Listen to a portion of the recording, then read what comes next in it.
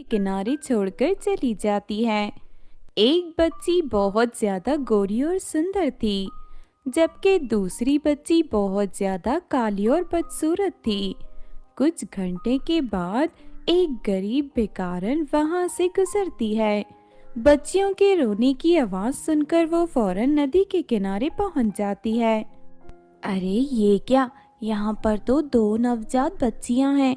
इन्हें कौन यहाँ छोड़कर चला गया?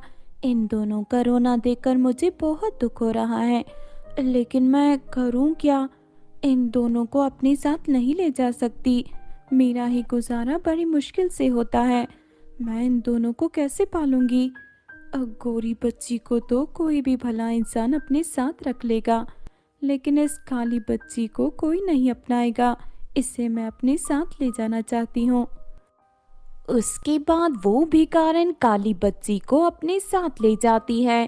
थोड़ी देर के बाद एक अमीर औरत वहां से गुजर रही थी। तभी अचानक उसकी गाड़ी का टायर पंचर हो जाता है। अमीर औरत गाड़ी से नीचे उतर जाती है। तभी उससे बच्ची के रोने की आवाज सुनाई देती है। वो फौरन दौड़कर नदी के किनारे जाती है। उस गोरी सुंदर बच्ची को देखकर वो बहुत खुश होती है, क्योंकि अमीर औरत की कोई संतान नहीं थी। वो खुशी खुशी उस बच्ची को अपने साथ ले जाती है। इस तरह उस दिन के बाद से दोनों बच्चियों की परवरिश शुरू हो जाती है। भिखारन अपने पास मौजूद काली बच्ची का नाम लाली रखती है। वहीं दूसरी तरफ अमीर औरत अपने पास मौजूद बच्ची का नाम करिश्मा रखती है। समय के साथ साथ दोनों जवान हो जाती है। फिर अचानक भिखारन की मृत्यु हो जाती है। उसके बाद लाली भटकते हुए दुर्गा माँ के एक मंदिर के पास पहुँचती है।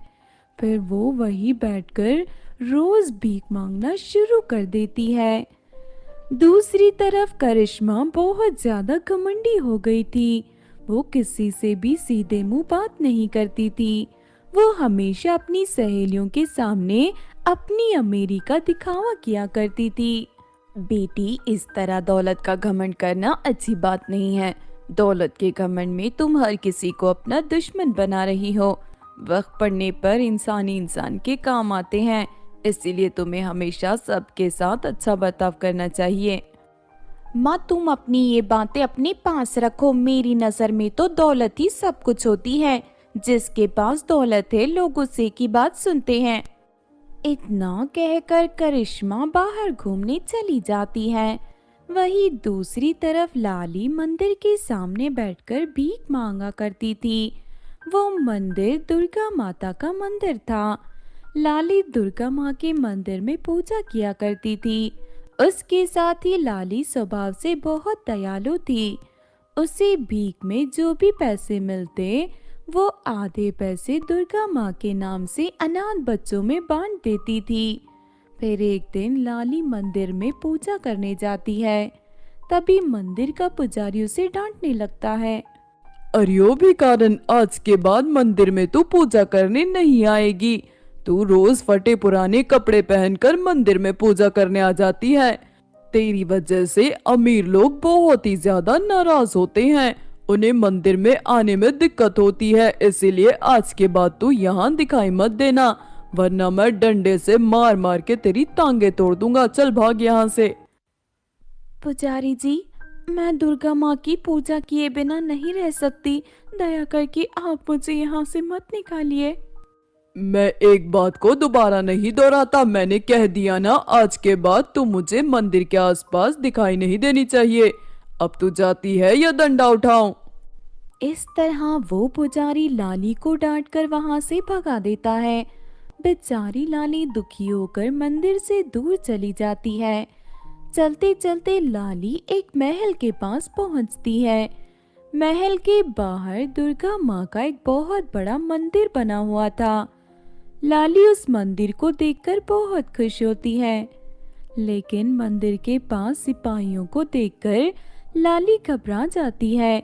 फिर लाली मंदिर से थोड़ी दूर पर एक पेड़ के नीचे बैठ जाती है। मैं मंदिर के अंदर नहीं जा सकती तो क्या हुआ? मैं यही बैठकर दुर्गा माँ का नाम जपूंगी। उस दिन से लाली पेड़ के नीचे रहने लगती है। मंदिर में दर्शन करने आए राजा महाराज रानी के साथ साथ मंत्री और दरबारी जाया करते थे। कभी किसी भी नजर लाली पर पड़ जाती थी तो वो उसे भीख के रूप में खाने पीने की चीजें दे देते थे। इस तरह लाली के दिन कट रहे थे। वहीं दूसरी तरफ करिश्मा पूरी तरह दौलत के घमंड में चूर थी। वो भगवान पर जरा भी विश्वास नहीं करती थी। अपनी दौलत के घमंड के चलते वो इंसान को इंसान नहीं समझती थी, बल्कि अपने नौकरों के साथ हमेशा जानवरों से भी बदतर बर्ताव किया करती थी। करिश्मा की एक आदत के चलते अमीर औरत हमेशा परेशान रहती थी और उसे करिश्मा के भविष्य की चिंता सताती थी। इसी चिंतित स्वभाव के चलते एक दिन अमीर औरत बुरी तरह बीमार पड़ जाती है। करिश्मा अपनी माँ को एक बड़े अस्पताल में भर्ती करवाती है। काफी इलाज करने के बाद भी अमीर औरत ठीक से सुधर नहीं पाती। इन्हें दवाइयों के साथ साथ दुआ की भी जरूरत है। अब तो सिर्फ भगवान ही इन्हें ठीक कर सकते हैं। ये क्या बकवास है? मैं किसी भगवान को नहीं मानती। इस दुनिया में भगवान नाम की कोई चीज नहीं है। तुम और तुम्हारा ये अस्पताल दोनों किसी काम के नहीं हैं। ये ले, ये पैड तुझे 12 घंटे तक कम। अस्पताल दोनों किसी काम के नहीं हैं। उसके बाद करिश्मा अपनी माँ को लेकर चली जाती है। अमीर औरत की हालत दिन ब दिन बिगड़ती जा रही थी। ये देख करिश्मा पूरी तरह घबरा जाती है। मैंने बड़े बड़े डॉक्टर से अपनी माँ का इलाज करवाया, लेकिन अभी तक मेरी माँ ठीक नहीं हुई। अब मैं क्या करूँ? मेम साहब, यहाँ से थोड़ी दूर पर एक बहुत बड़ा महल है। उस महल के बगल में एक दुर्गा माँ का बहुत ही पुराना मंदिर है।